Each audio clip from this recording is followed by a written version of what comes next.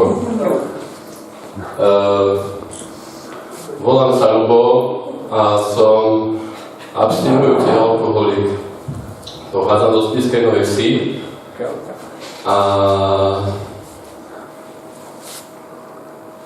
ako začať? Ako decko, ako chlapec, som stratil svojich rodičov a bol som síce ešte mladý, vtedy som ešte nevedel, že čo ma čaká ďalej v ďalšom živote. Najprv mi zomrela mama, keď som mal 13 rokov a potom otec, keď som mal 18 a až teraz prichádzam na to, ako veľa mi chýbajú títo dvaja rodičia, mám síce ešte jedného brata a predierať sa životom od 18 rokov sám nebolo nič ľahké.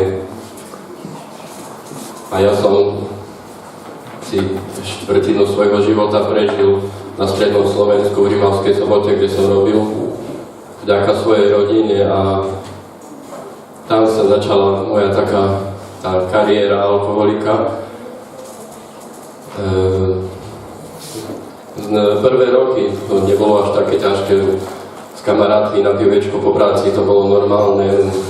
Potom sa to už začalo zhoršovať a bolo to čím ďalej, tým horšie. Až jedného dňa môjho zamestnávateľa to prestalo baviť a zbalil som si veci, musel som odísť. Za čo mu možno som aj teraz vďačný, lebo keby nebolo jedno, možno by som tu nebol. Keby ma nechali plávať v tom bahne. Prišiel som naspäť do Spišskej a tam som bol chvíľku u brata, lenže ani tam to neprestávalo a tiež mi povedal, že mám odísť. Nemal som nič, nemal som strechu nad hlavou, ale našiel som si robotu a robil som tam 2 roky a ten zamestnávateľ mi poskytol aj ubytovanie. Po 2 rokoch sa stala jedna vec a musel som odísť a už som celkom zostal na ulici. A nebolo to nič ľahké. To vieme každý z nás, ktorý sme u túlku, že to je na ulici, to bol na ulici, ten by sa tam už nikdy nechcel vrátiť. Chodili sme, keď som bol ešte na ulici vonku, na obedy do charity a odtiaľ som sa dostal do Levoče, do domu svätého Františka. Kým som nebol v Levoči, tak moja viera bola chaba, vôbec žiadna. Nepoznal som Boha, kostol som obchádzal, ako sa dalo. A nebolo to nič moc. Mal som kamarátov, ktorých som poznal len kvôli tomu, že keď mal človek peniaze, tak boli kamaráti a keď nemal, tak som nebol nič. A môj život bol ťažký a možno aj kvôli tomu pádu hlbokému do toho najväčšieho bahna som sa stal priateľom s Pánom Ježišom. Dostal som sa do Levockého domu svätého Františka asi 3 dní pred Vianocami v roku 2011 a dnes som tam už 4. rok a myslím, že to, ako to povedal túto Števo na sympóziu, že veľký mariánsky ctiteľ, možno je to aj vďaka Pane Márii Levockej, ktorá ma tam pritiahla, ktorá aj možno dodnes robí so mnou zázraky.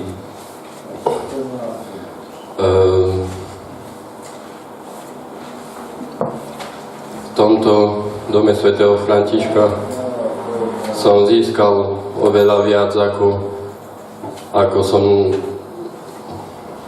som chcel, alebo ako som si myslel. Lebo som tam získal vieru, priateľstvo s Pánom Ježišom. Po roku v tomto zariadení som prijal krst, birmovku, prvé sväté príjmanie.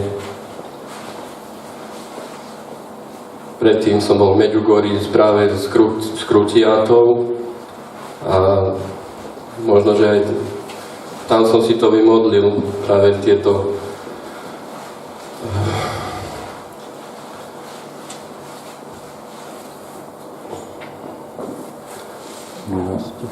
potom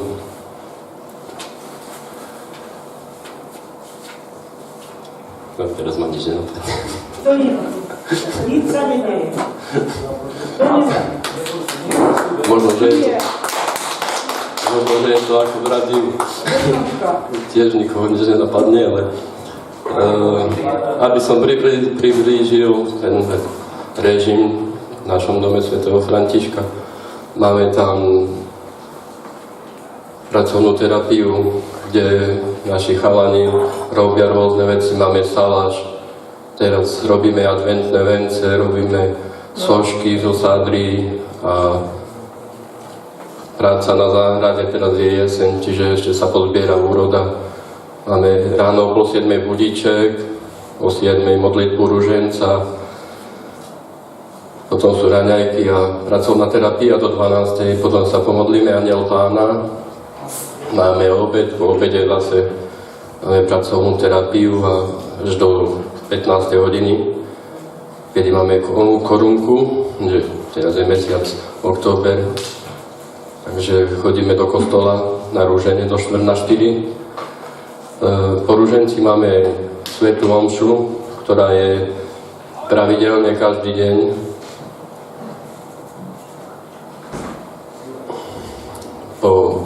Po svätej omši máme ešte potom jednu modlitbu ruženca, po ruženci večeru a potom už je osobné voľno až do 10. do večera.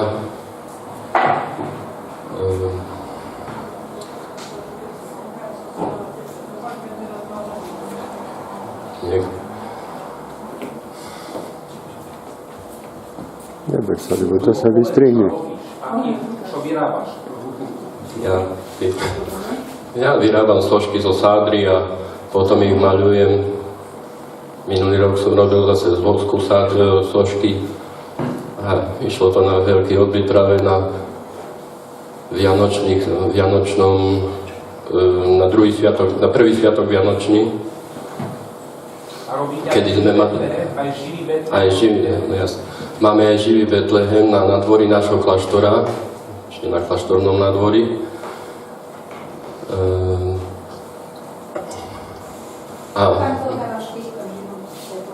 Čo hráš v tom Betleheme? Čo ty hráš? Ja.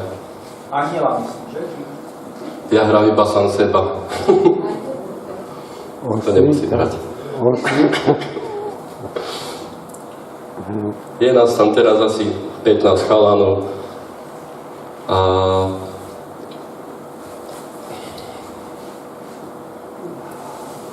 tomu chodíme aj my spoločne s kruciátou na práve pešie púte, ktoré vedú zo Starej Ľubovny do Levočí.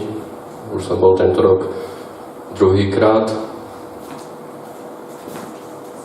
Minulý týždeň som mal narodeniny, 38, čiže od 18 rokov. To už je 20 rokov, čo som bez domova. A neprajem nikomu, aby bol človek bez domova, lebo keď sa človek nemá kam vrátiť, je to ťažké a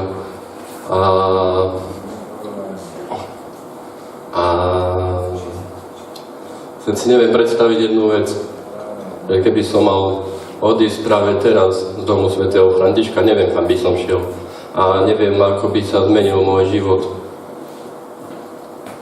Tu pomôže akurát tak modlitba a pevná viera. A ďakujem za to všetkým, naozaj všetkým, ktorí sa za mňa modlia. Počnúc našimi Pátrom Romanom, našimi ženkami v kostole, túto Žilinčankami, Majke Slukovej.